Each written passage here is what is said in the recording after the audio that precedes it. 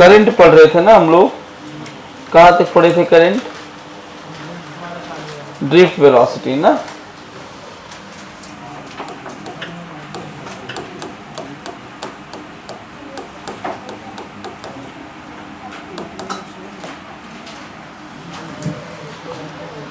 Drift velocity, देखो drift velocity में मैंने बोला था जो कंडक्टर्स होते हैं उनके पास बहुत सारे फ्री इलेक्ट्रॉन्स होते हैं, बोला था ना ये बात।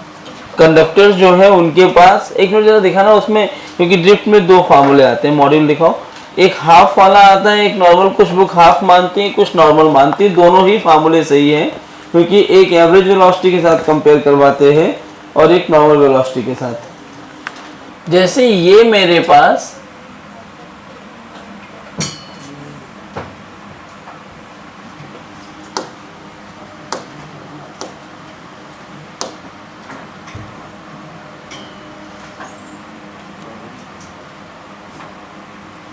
ये एक कंडक्टर है, तो अगर मैं इस कंडक्टर को देखूं तो इसमें इन जनरल बहुत सारे फ्री इलेक्ट्रॉन हैं जो रैंडमली मूव कर रहे हैं इधर उधर, लेकिन वो करंट फ्लो नहीं करवा पा रहे हैं क्योंकि उनका डिस्टेंस तो जीरो नहीं है, लेकिन डिस्प्लेसमेंट कितना है? जीरो। हाई स्पीड पे चलने के बाद भी वो करंट प्रोड्यूस नहीं कर पा रहे हैं। तो हुआ क्या, हमने जैसे ही इस कंडक्टर को एक बैटरी से जोड़ दिया, बैटरी से जोड़ते ही मुझे यहाँ एक इलेक्ट्रिक, बैटरी में ये बड़ी डंडी प्लस को दिखाता है, छोटी डंडी माइनस को, तो पता होगा ना आपको। जैसे ही जोड़ा यहाँ पे एक इलेक्ट्रिक फील्ड डेवलप हुआ। अगर इस कंडक्टर की लेंथ है L तो ये इलेक्ट्रिक फील्ड आएगा V/L। कितना इलेक्ट्रिक फील्ड आया? V/L। अब ये V/L इलेक्ट्रिक फील्ड क्या करता है, इस कंडक्टर के अंदर जो भी इलेक्ट्रॉन्स हैं उन सारे इलेक्ट्रॉन्स को ऐसे परेड होती है ना, एक के नीचे एक होते हैं, या जंक्शन है कि सारे इलेक्ट्रॉन ऐसे लाइन में आके खड़े हो जाते हैं।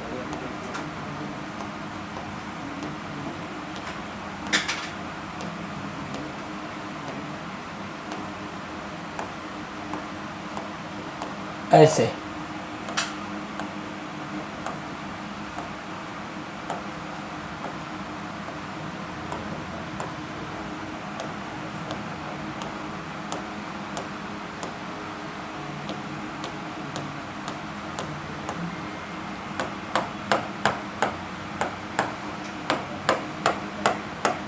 ऐसे ये सारे इलेक्ट्रॉन ऐसे लाइन में आके खड़े हो गए।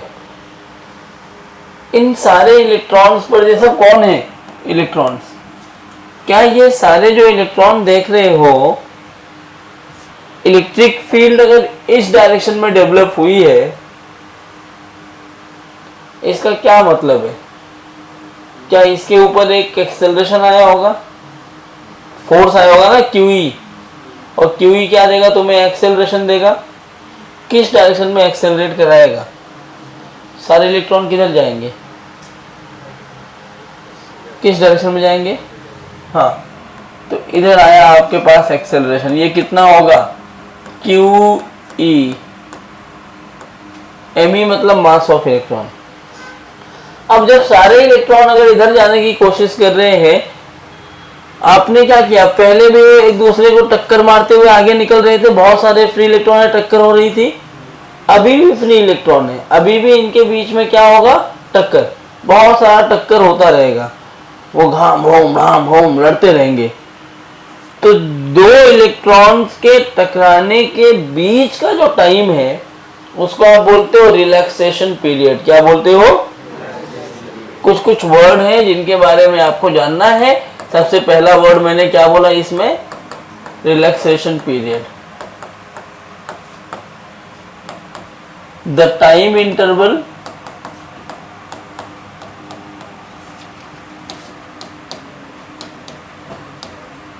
बिटवीन टू कोलिजन्स, इसको दिखाते ऐसे हैं, टाउ बोलते हैं। ठीक है, अब जरा ध्यान से देखो, यहां पे जो अजम्पशन है वो समझो, हमने क्या क्या अजम्पशन लिया है। पहला अजम्पशन है ऑल इलेक्ट्रॉन्स आर स्ट्रीमलाइंड। सारे इलेक्ट्रॉन कैसे हैं, ऐसे परेड में खड़े हैं। ये मेरा एक अजम्पशन है। एक और चीज लेना है यहाँ पे लैम्डा, यहाँ मत लिखो इसको, यहाँ लिखते एक नई चीज जिसको अपन बोलते हैं मीन फ्री पाथ। क्या बोलते हैं, mean free path, lambda. This is distance traveled by electron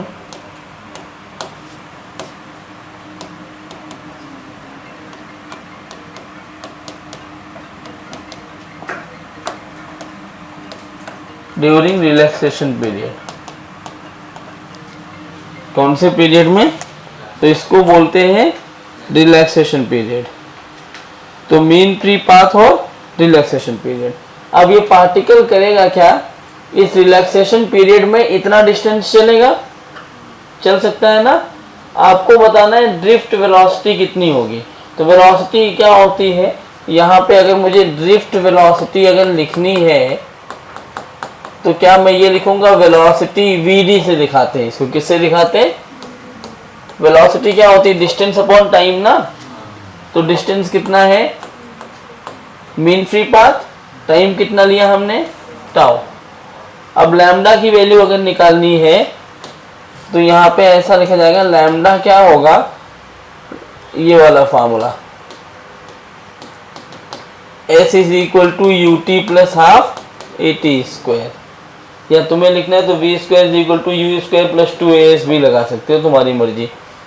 S की वैल्यू यहाँ पे mean free path lambda, initially सब रुके हुए थे तो 0, तो हाफ, और ये कितना होगा ई बाई एम, कितने टाइम के लिए, टाउ स्क्वायर।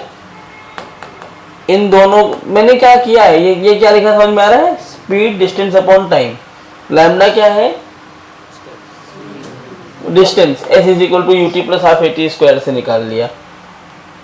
अब यहाँ अगर मैं 1 और 2 को एक साथ रखूं तो क्या ये ऐसा लिखूंगा मैं, half e by m into tau square upon tau. एक टाउ ने टाउ को मार दिया। ड्रिफ्ट वेलोसिटी की क्या वैल्यू आ रही है, ई बाई 2m इंटू टाउ।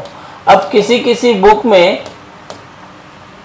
ये क्या पता है, दिस इज एक एक इलेक्ट्रॉन की वेलोसिटी। कौन सी वेलोसिटी है, एक एक इलेक्ट्रॉन की। Vd की एक वैल्यू ये भी है, ई बाई एम इंटू टाउ, और यहां Vd क्या है, जब एवरेज ड्रिफ्ट वेलोसिटी पूछेगा तो ये फार्मूला, एक एक पार्टिकल की ड्रिफ्ट वेलोसिटी पूछेगा तो ये फार्मूला। आपको ये डेरिवेशन से कोई मतलब नहीं है, खाली लिखने के लिए बताया गया, आपको ये फार्मूला आना चाहिए, और उसमें भी बहुत सवाल नहीं आते। अब यहाँ से मैं ओम्स लॉ को प्रूव करने के बारे में थोड़ा सोच रहा हूँ, तो इसको लिखो, मैं आ रहा हूँ तो फिर प्रूव करता हूँ, चिल्लाना मत।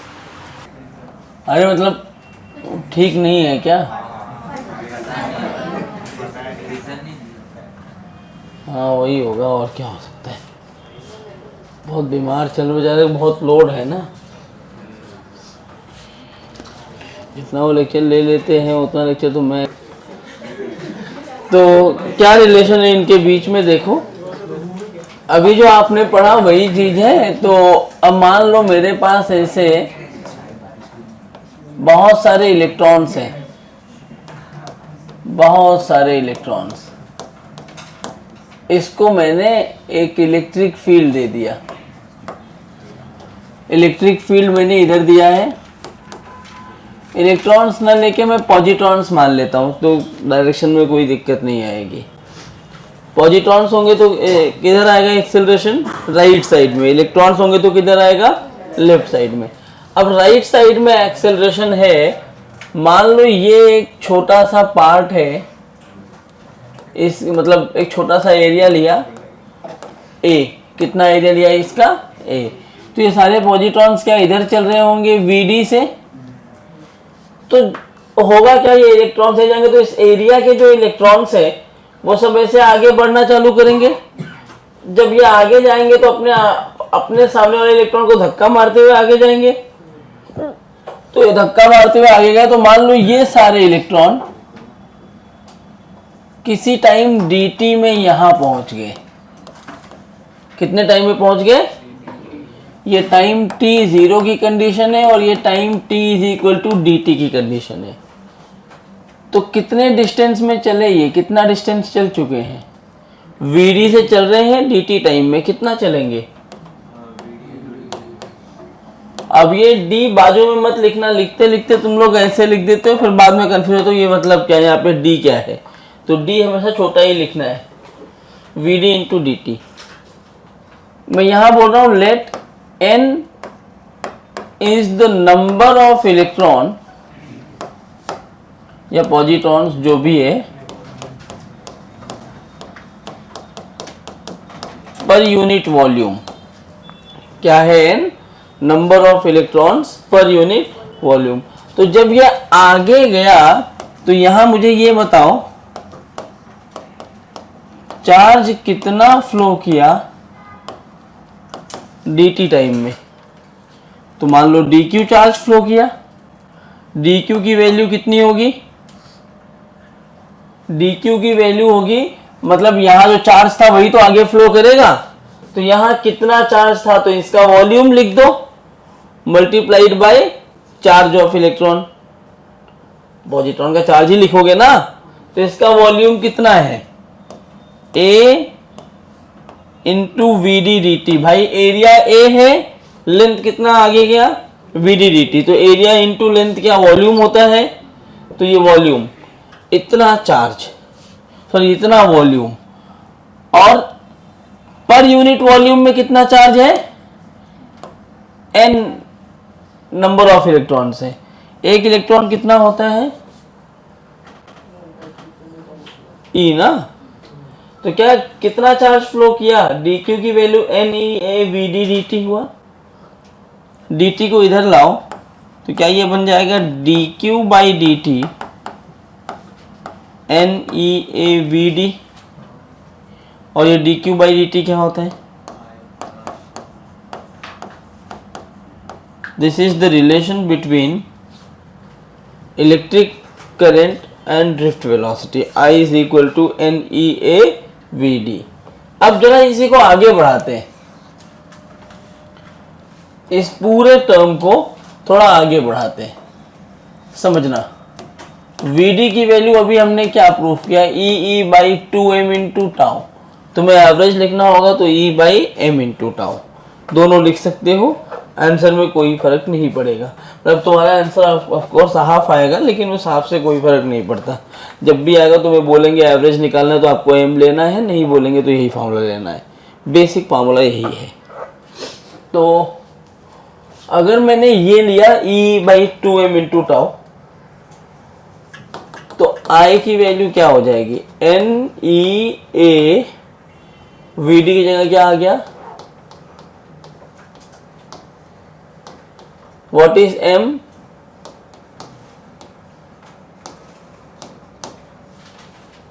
Mass of electron. अच्छा, क्या मैं इसको लिखूं Ne²A τ/2m इंटू E? तो चलेगा। मैंने खाली रीअरेंज किया है चीजों को ताकि कैलकुलेशन थोड़ा आसान बन जाए। अब यहां देखो सबसे ऊपर जो ये इलेक्ट्रिक फील्ड है, ये पीछे वाले टर्म पे यहाँ पे हमने लिखा भी है E की वैल्यू कितनी होती है। कहाँ से आया ये? E is equal to dV/dr पढ़ा है ना। तो क्या मैं ऐसे लिखूं E की वैल्यू V/L, तो क्या ये बन जाएगा I is equal to Ne²A/2m into tau V/L बन जाएगा। इन सबको इधर ले जाओ तो ये ऐसा बनेगा I 2ml by Ne²A into tau is equal to V। ठीक है। ये जो पूरा आप देख रहे हो, this is nothing but your ohm's law. Ohm's law क्या होता है? V is equal to I R. मतलब ये पूरा क्या है आपका? ये पूरा आपका R होता है। R मतलब रेसिस्टेंस। ये पूरा क्या होता है? रेसिस्टेंस। अब जरा इसको मैं चाहूं तो ऐसे लिखूं, मतलब ये होता क्या है? V is equal to I R ना, ओम्स लॉ तो पढ़ा होगा ये। रेजिस्टेंस R की वैल्यू कितनी आ गई? 2m by N E square tau multiplied by L by A. लिख सकता हूं ऐसा? जरा देखो, इसमें 2 तो कांस्टेंट है। What is m? Mass of electron. क्या ये फिक्स्ड है कि कांस्टेंट है? मतलब फिक्स्ड है कि वेरिएबल है? फिक्स्ड है तो चेंज नहीं कर सकते। n number of electrons per unit volume. क्या ये कांस्टेंट है कि बदल रहा है? पर यूनिट वॉल्यूम तो चेंज नहीं होगा ना एक पर्टिकुलर कंडक्टर के लिए। अगर कंडक्टर चेंज करोगे तभी चेंज होगा ना वो। कॉपर में number of free electrons per unit volume कितने हैं वो फिक्स्ड है, ठीक है। तो n भी कांस्टेंट है। E चार्ज ऑफ इलेक्ट्रॉन वो भी कांस्टेंट है। Relaxation period at particular temperature constant है, बट जब मैं टेम्परेचर चेंज करूंगा तो रिलैक्सेशन पीरियड बढ़ जाएगा। जैसे मैंने टेम्परेचर बढ़ाया, हाई टेम्परेचर कर दिया तो टाउ की वैल्यू कम हो जाएगी। टाउ क्या है? कॉलिजन के बीच का टाइम। टेम्परेचर बढ़ाऊंगा ज़्यादा तेज चलेंगे इलेक्ट्रॉन्स, जब तेज चलेंगे जल्दी जल्दी टक्कर मारेंगे, और जल्दी टक्कर मारने का मतलब ये है कि उनका रिलैक्सेशन पीरियड क्या हो गया? कम। लेकिन अगर धीरे चल रहे होंगे, मतलब टेम्परेचर कम किया, तो देर में टक्कर मार पाएंगे, मतलब रिलैक्सेशन पीरियड ज़्यादा हो गया। फिलहाल अगर मैं टेम्परेचर की बात छोड़ दूं तो क्या ये सब कांस्टेंट दिख रहे हैं? इस पूरे पार्ट को हम बोलते हैं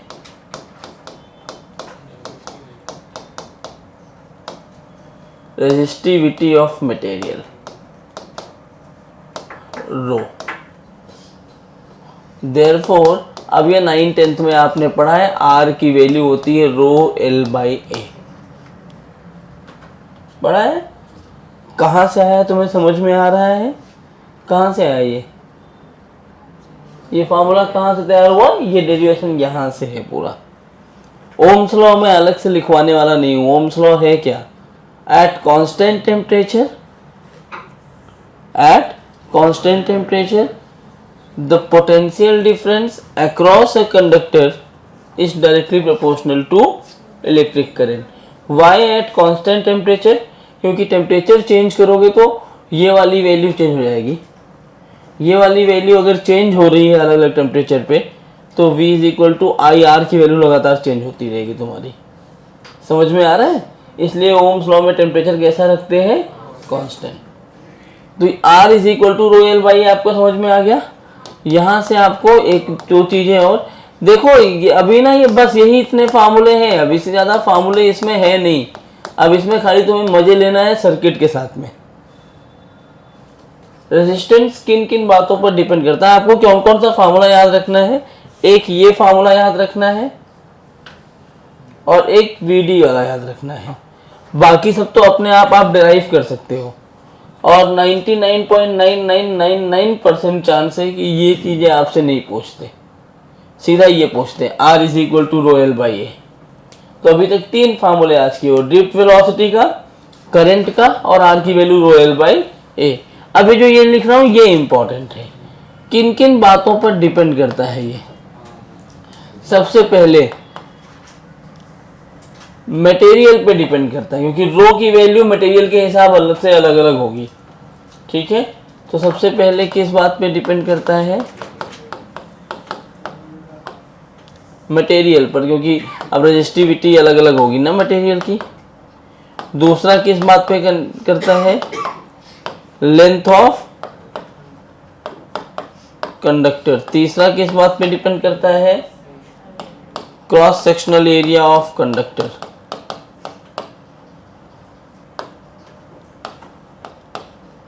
एक और बात पे डिपेंड करता है जो आपको दिखता नहीं है,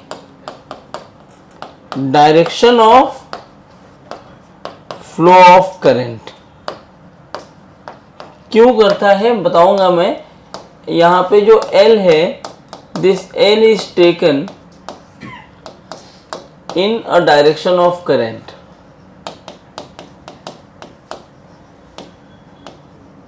ये याद रखना, L को कैसे लेते हैं, डायरेक्शन ऑफ करंट में। एक और चीज पे डिपेंड करता है, टेम्परेचर पर।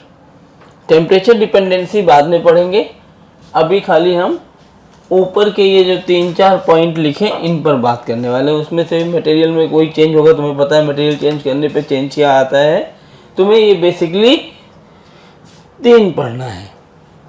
इनको पढ़ने के लिए एक और छोटी सी क्वांटिटी मैं यही डिफाइन कर रहा हूँ, ये खाली डिफाइन की जाती है, आपको याद रखना होता है। इनका काम आएगा मैग्नेटिज्म में, अभी इतना काम नहीं है। एकदम लास्ट में लिख रहा हूँ तो आपको कोई दिक्कत नहीं होनी चाहिए। ये ऐसे नीचे एकदम लाइन में, करंट डेंसिटी, नाम से ही समझ में आ रहा है, डेंसिटी ऑफ द करंट। इसको J से दिखाते हैं। किससे दिखाते हैं? करंट डेंसिटी क्या होता है? करंट फ्लोइंग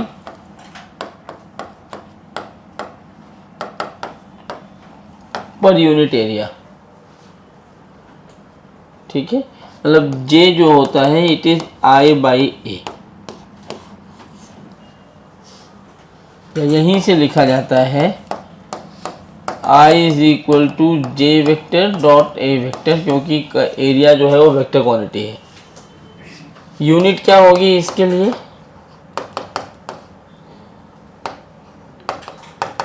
एम्पियर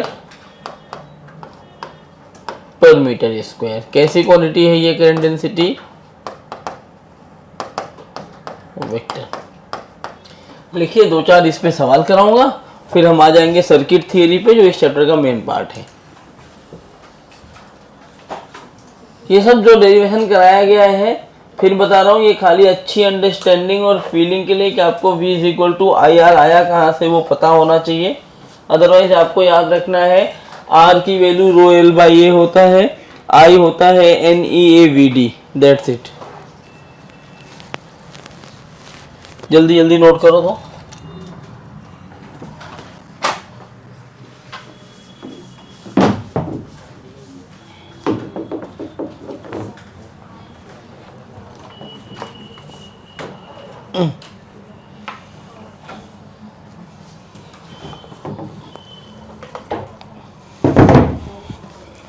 ये किसका पेपर है भाई?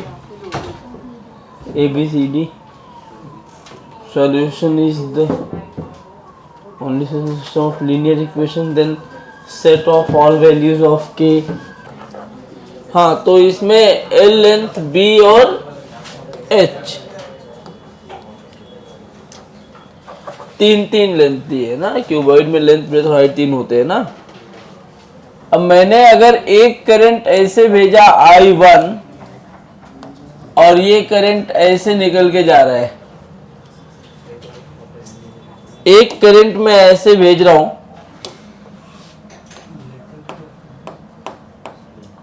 और ये करंट ऐसे जा रहा है, और एक करंट Z एक्सिस पे ऐसे घुस रहा है, ऐसे अंदर। मतलब ये क्यूबॉइड इमेजिन करो तो ये फ्रंट फेस तुम देखते हो, इसमें ऐसे करंट जा रहा है, बराबर। अब तुम्हें क्या बताना है, मान लो ये AB है, ये CD है और ये E है। R अक्रॉस AB कितना होगा? R अक्रॉस CD कितना होगा? EF, F अंदर की तरफ एक लाइन होगी वो, EF कितना होगा? जब ऐसे सवाल आप सॉल्व करोगे तो सिंपल सा कॉन्सेप्ट समझो, रो इसकी रेजिस्टिविटी है, R क्या होता है? ρL/A। अब इसमें क्या डिफरेंस है देखो, R अक्रॉस AB लिखोगे तो रो तो सबके लिए बराबर ही होगा, क्योंकि मटेरियल की प्रॉपर्टी है, जब तक आप मटेरियल चेंज नहीं करोगे रो चेंज होने वाला नहीं है। लेंथ कौन सा लेना है, आपने लिखा अभी L is taken along direction of current. तो करंट डायरेक्शन में अगर मैं एल को ले रहा हूं तो यहाँ करंट इधर जा रहा है, तो ये वाली लेंथ लेनी होगी। ये लेंथ है कितनी, एल। और एरिया कौन सा लेंगे, क्रॉस सेक्शन एरिया। अगर ये एल है तो एरिया कौन सा होगा, वो रेक्टेंगल जो इसका बेस होगा। अगर मैंने ये ऐसे लिया तो एरिया क्या होता है, ये लोगे ना एरिया में, ये वाला पार्ट। तो अगर ये एल है तो ये बी और एच में होगा ना, तो ये क्या आएगा, एरिया। दूसरा पार्ट, अगर मुझसे कोई आर सी डी पूछे तो रो अब बी लेंगे ना, नहीं एच लेंगे ना ये, तो एरिया कौन सा, एल बी। ऐसे अगर मुझसे कोई आर ई पूछे तो रो बी। तो रेजिस्टेंस आपने देखा मटेरियल एक ही है, उसके डायमेंशंस भी चेंज नहीं हो रहे हैं, लेकिन क्या चेंज हो रहा है, डायरेक्शन ऑफ करंट। उससे क्या चेंज हो गया, रेजिस्टेंस हर एक डायरेक्शन में। इसका दूसरा जो सवाल बन सकता है वो ऐसा बन सकता है कि एक छोटा सा सिलेंडर है अपने पास,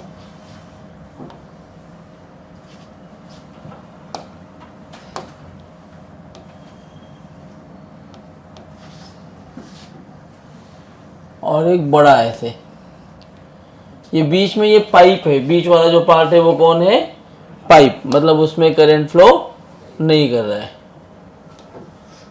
ये R1 है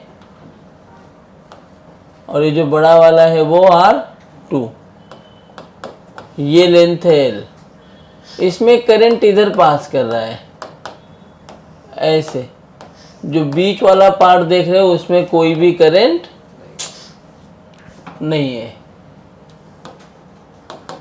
मटेरियल की जो रेजिस्टिविटी है वो रो है, फाइनल रेजिस्टेंस। चलिए बताइए, उसको नोट करिए और ये बताइए क्या लिखेंगे, जल्दी बोलो अभी। हाँ, रो एल अपॉन,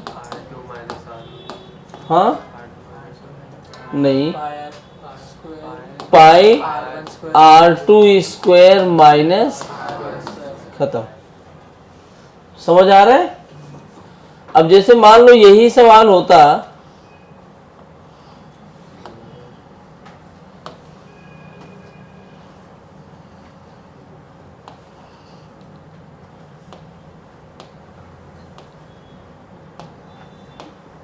लेकिन अभी करंट कैसे जा रहा है,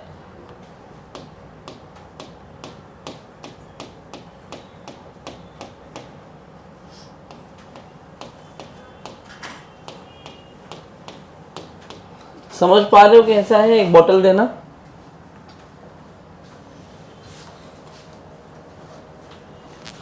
ये मिल गया मेरे पे। ये ऐसे सिलेंडर बनाया हुआ है मैंने, तुम यहां से देखो, यहां से करंट ऐसे बाहर जा रहा है और इस साइड से करंट अंदर आ रहा है।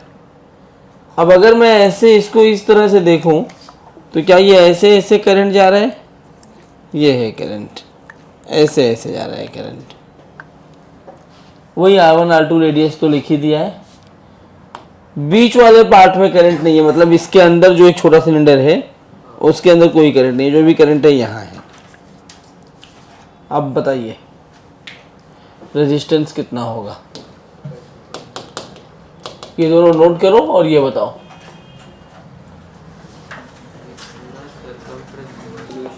ये सवाल आया,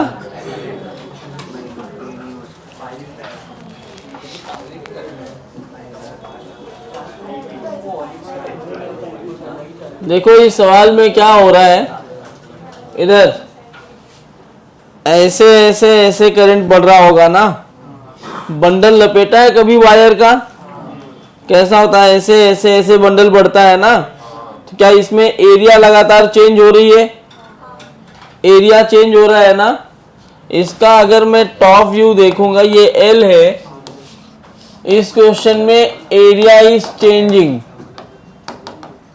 अब एरिया चेंज हो रहा है तो आपको इंटीग्रेट करके सॉल्व करना पड़ेगा। इसका टॉप व्यू अपने को ऐसा दिखेगा।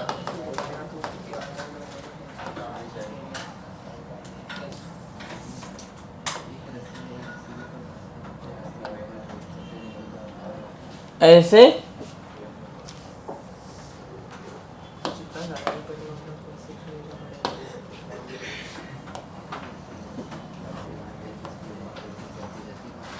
ऐसे इधर देखो, मैं दिखा रहा हूं कैसे करंट ऐसे ऐसे जा रहा है ना, इसमें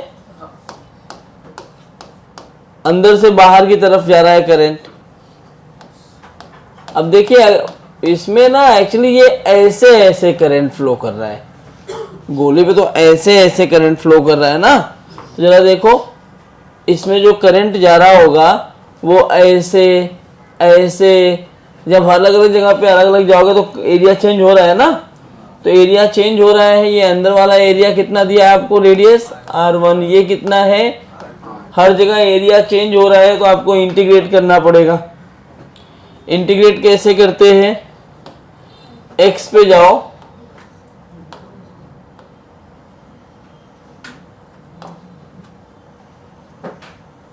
ऐसे करंट फ्लो हो रहा है ना, इस छोटे से पार्ट में भी जो करंट फ्लो होगा वो तो आई ही होगा, लेकिन एरिया बदल गया।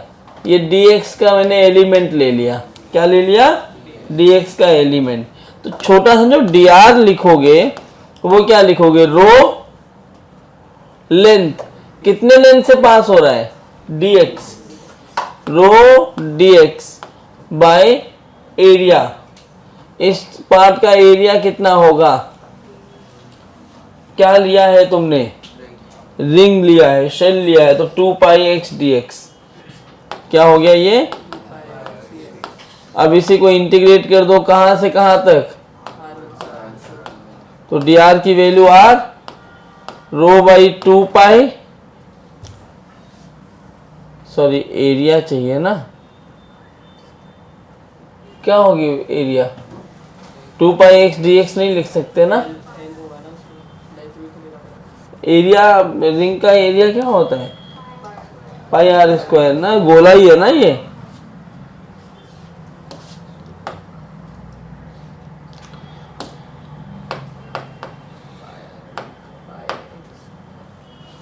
पाई एक्स स्क्वायर, लेकिन एक्स भी नहीं, 2 पाई आर एल होना चाहिए। एक मिनट मेरे पास सवाल है क्या ये,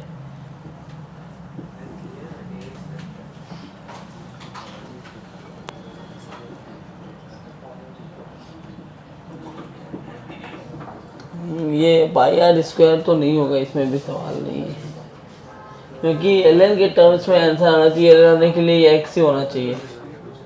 क्या चाहिए अपने को, एरिया ना, एरिया मतलब सरफेस एरिया।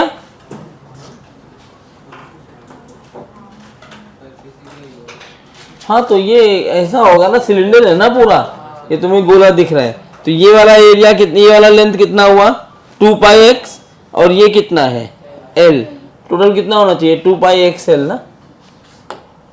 नहीं समझा भाई, ये टॉप व्यू बनाया है, पूरा सिलेंडर तो ऐसा अंदर की तरफ जा रहा है ना, तो जब एरिया लिखोगे तो ये और ये, तो ये डिस्टेंस 2 पाई एक्स, ये डिस्टेंस l, टोटल एरिया 2 पाई आर एल, पढ़े हो ना ये। तो ये अब यहां से r की वैल्यू आएगी rho by 2 pi L, 1 by X होता है एल एन, एक्स और लिमिट रखोगे तो बन जाएगा L N R 2 by R 1। तो ऐसे इंटीग्रेशन वाले सवाल भी आते हैं। अब चलो, ये आपने बेसिक पढ़ा, अब आते हैं आगे।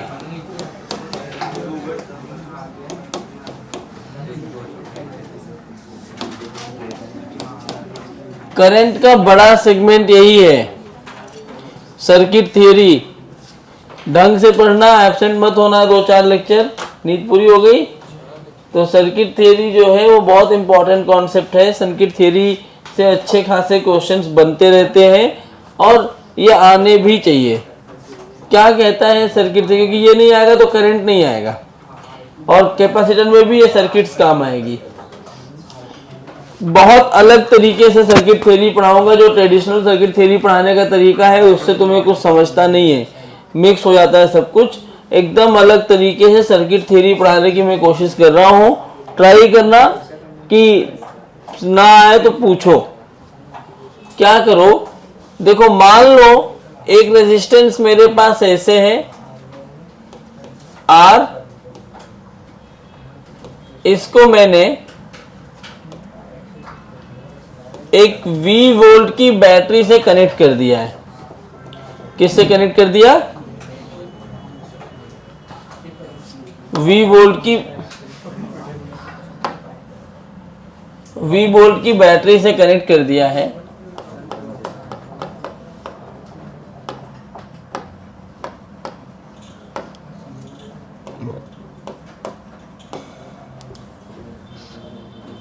फाइंड करंट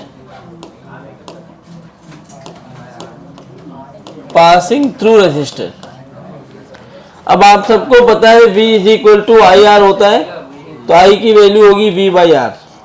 लेकिन ये V बाई आर कैसे होगा वो समझना है। सबसे पहले ऐसे सवालों में आप क्या करते हो देखना, अभी इधर देखो ध्यान से। ऐसे सवालों में सबसे पहले हम क्या काम करते हैं, एक पॉइंट, क्योंकि अभी एक रजिस्टर है, एक से ज्यादा रजिस्टर होंगे तो आप फंसोगे, इसलिए सब में देख लो। एक पॉइंट को जीरो पोटेंशियल मानना होता है आपको। क्या मानना होता है? Zero potential. अब जनरली होता क्या है, जो बैटरी है वो V है, तो आप बोलते हो हर बैटरी का पोटेंशियल डिफरेंस V है, बोलते हो ना। लेकिन हम जब लिखते हैं तो हम पोटेंशियल मान के लिख देते हैं, यहां आपसे गलती होती है। Battery provides the potential difference. क्या प्रोवाइड करता है वो? Potential difference. किसी एक पॉइंट को जीरो पोटेंशियल मानना होता है। आप फ्री हो, कहीं पर भी वो पॉइंट ले सकते हो। फिलहाल मैं यहां पॉइंट ले रहा हूं जीरो, मतलब बैटरी का ये वाला टर्मिनल कितना हो गया? जीरो। ये कौन सा है? नेगेटिव। ये कौन सा है? Positive. This is lower terminal, मतलब लोअर पोटेंशियल। नेगेटिव मतलब लोअर, पॉजिटिव मतलब हायर। तो यहां जो V हायर होगा उसकी वैल्यू क्या होनी चाहिए? यहां क्या लिखो कि higher potential minus lower potential V मिल जाए, तो यहां लिखना चाहिए V। अगर मैं यहां पे 2 माना होता, मान लो ये 2 लिखा रहता, तो यहां मुझे क्या मानना चाहिए? ऐसा कुछ लो जिससे ये V आ जाए, तो ये V प्लस 2 लेना पड़ता। अगर मैं इसको जीरो मानता तो ये क्या लिखना पड़ता? Minus V। ध्यान रहे, बैटरी के पॉजिटिव टर्मिनल और नेगेटिव टर्मिनल पर जो भी पोटेंशियल लिखा होगा उनका डिफरेंस हमेशा बैटरी के बराबर होना चाहिए। समझ में आया क्या? दोनों पॉइंट पे जो पोटेंशियल लिखोगे उनका डिफरेंस किसके बराबर होना चाहिए? बैटरी के। ये जो वायर देख रहे हो जिसमें रजिस्टर नहीं लगाया है, इसको अपन बोलते हैं कनेक्टिंग वायर। क्या बोलते हैं? कनेक्टिंग वायर में जो रेजिस्टेंस होता है इसको अप्रॉक्सीमेटली जीरो मानते हैं। Therefore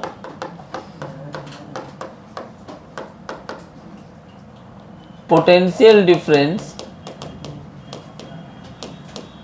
across a connecting wire is equal to 0। तो अगर पोटेंशियल डिफरेंस इस कनेक्टिंग वायर के अक्रॉस जीरो है तो इसका मतलब ये जीरो, तो ये भी जीरो। ये V है, ये भी तो आपका कनेक्टिंग वायर ही है। अगर पोटेंशियल डिफरेंस जीरो रखना है तो क्या ये V हो जाएगा? मेरा मेन टारगेट क्या है पता है? मेरा मेन टारगेट है रेजिस्टर के अक्रॉस पोटेंशियल डिफरेंस लिखना। किसके अक्रॉस? रेजिस्टर के अक्रॉस। क्या मेरे पास जो रेजिस्टर R है उसके अक्रॉस पोटेंशियल डिफरेंस आ गया है? कौन कौन आया? V और 0। अब हम ये जानते हैं करंट हमेशा हायर पोटेंशियल से लोअर पोटेंशियल में फ्लो करता है। हायर ये है, लोअर ये। तो करंट ऐसे फ्लो करेगा।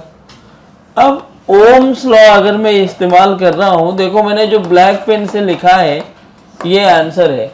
अब आप दो तरीके से कर सकते हैं, या तो एक सर्किट डायग्राम बनाइए जिसमें क्वेश्चन लिखिए, दूसरा बनाइए जिसमें आंसर लिखिए, या फिर दो अलग अलग पेन अपने हिसाब से डिसाइड कर लीजिए कि ये पेन से मैं क्वेश्चन करने वाला हूँ, बाकी सॉल्यूशन के लिए ये पेन यूज करने वाला हूँ, अलग अलग कलर, क्योंकि रिवीजन के टाइम में तब काम आएगा, आप समझ पाएंगे क्वेश्चन क्या है और आंसर क्या है।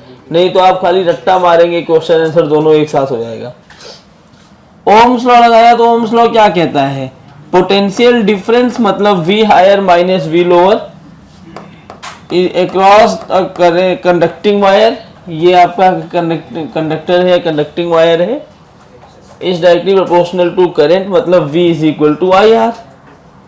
हायर पोटेंशियल कितना है रजिस्टर के अक्रॉस V, लोअर कितना है, क्या ये बन गया है ऐसे, आपसे I पूछा है तो यहां से कितना आया, आई मेरी बात समझ में, पक्का? कोई दिक्कत किसी को? तो आपको क्या करना है, एक पॉइंट पे 0 मानना है और चालू हो जाना है। ये तो एक था, अब मान लो मोर देन 1 आ गया,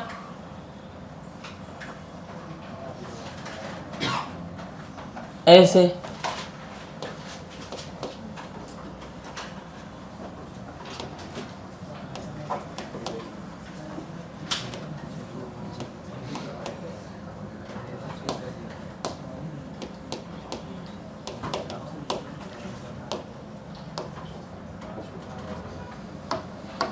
चलो जो भी लिख दिया।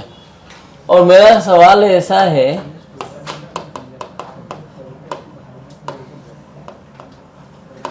Find current passing through each resistance, जितने भी रेजिस्टेंस है सबसे करंट कितना पास हो रहा है। तो दो हो गए। सबसे पहला काम क्या करना है, अपने को 0 मानना है और चालू हो जाना है। क्या 0 मानने के लिए स्पेसिफिक पॉइंट है क्या कि यही मानना है? कहीं भी मान सकते हो। फिलहाल तुम्हें अपना कैलकुलेशन आसान करने के लिए मान तुम कहीं भी सकते हो, आंसर में चेंज नहीं आएगा फाइनल आंसर में, लेकिन तुम्हें अपना कैलकुलेशन आसान करने के लिए ऐसे पॉइंट पे 0 मानना चाहिए जो लंबा कनेक्टिंग वायर रखा हो। क्या रखा हो? लंबा कनेक्टिंग वायर। अब सबसे लंबा कनेक्टिंग वायर ये नीचे वाला दिख रहा है। अगर मैंने यहाँ 0 मान लिया तो क्या ये सब 0 हो जाएंगे? क्योंकि कनेक्टिंग वायर है। ये 0 हो गया तो इस बैटरी का लोअर पोटेंशियल है ये 0। तो यहाँ क्या लिखूं कि डिफरेंस 5 आ जाए? ये 0 है तो यहाँ क्या लिखूं? ये 0 है तो यहाँ क्या लिखूं? हो गया? क्या दो रेजिस्टेंस थे अपने पास? क्या दोनों के दोनों एंड पे पोटेंशियल आ गया है? खत्म हो गया। अब यही मेन था कि लिखते कैसे है पोटेंशियल। 2 ओम के लिए क्या मैं ऐसा लिखूं, for 2 ohm V higher minus V lower is equal to IR। Higher कौन है इन दोनों में से? तो क्या करंट इधर जाएगा I1, ये I1R मान लेता हूं मैं। V हायर है 10, V लोअर है 5, I1 टाइम्स ऑफ 2।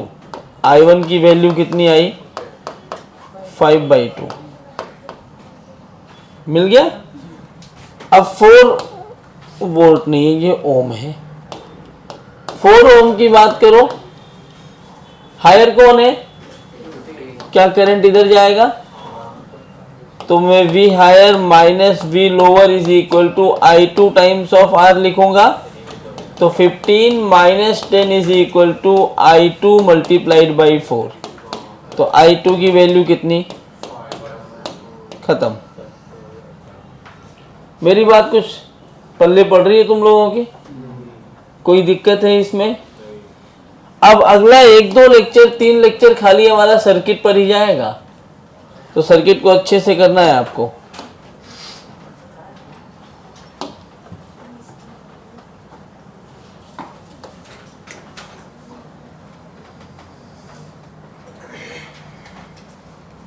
और सर्किट देख लो।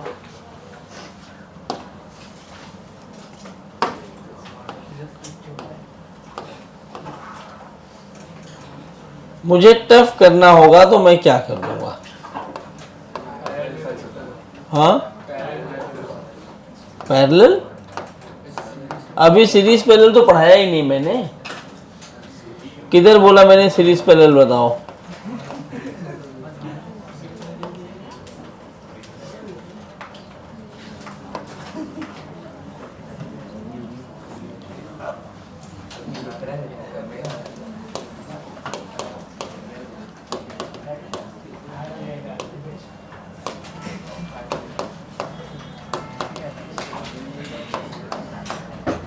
सवाल वही है, करेंट थ्रू विथ रेजिस्टेंस। जरा इसको नोट करो और ये सॉल्व करो। एक पॉइंट को जीरो मान के चालू हो जाना है। कौन से पॉइंट को जीरो मानूं? लो, इसको तुमने जीरो माना है, मान लिया मैंने। अब इसका लोअर पोटेंशियल जीरो है तो हायर कितना? 5। ये इसका हायर जीरो है तो यहाँ क्या लिखूं? -10। तभी तो आएगा zero minus of -10 is equal to 10। ये जीरो तो ये कितना? 15। बस हो गया। यहाँ I1 5 और -10 में 5 बढ़ा था, 5 और 0 में 5 बढ़ा है तो इधर करंट गया I2। इन दोनों में से 15 बढ़ा है तो इधर करंट आया I3, और ये दोनों में ये 15 ही बढ़ा है तो I4। अब सबकी वैल्यू लिख देनी है। I1 क्या होगा? V higher minus V lower upon R, 15/5, 3 ampere. I2 लिखोगे तो 5 - 0/10, हाफ। I3 15 minus of -10/15, 25/15।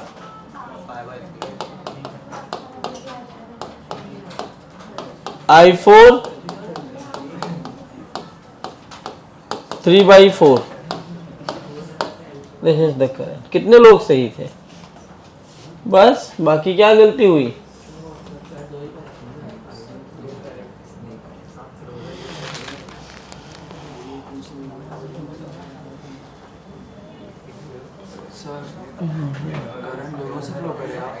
हाँ, तो ये जो बोला गया वही करो, ऐसा नहीं होता।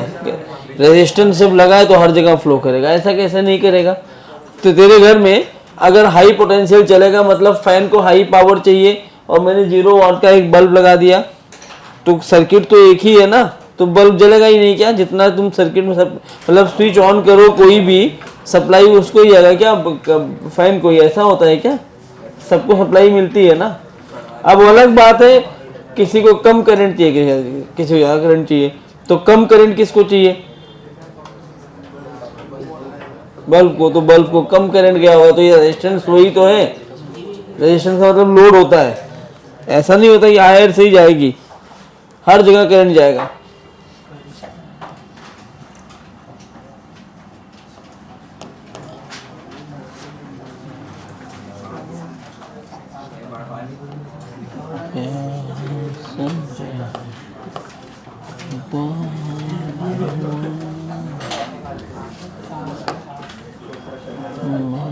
मैं ऐसे कुछ भी बना दूंगा अब।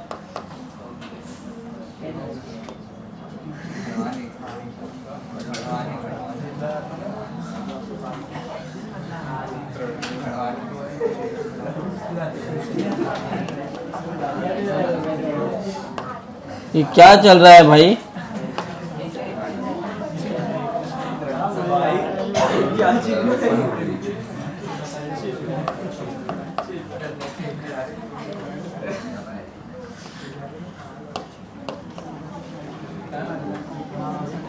तुम लोग गाली खाने वाला काम मत करो।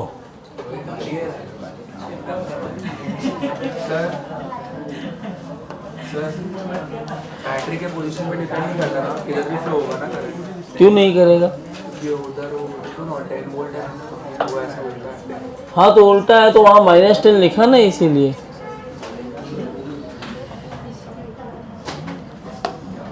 2 का टेबल पढ़ रहा हूं मैं।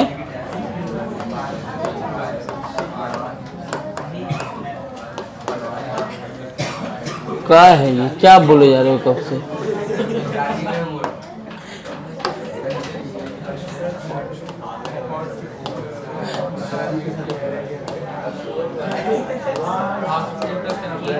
बताइए इसमें कितना करंट है?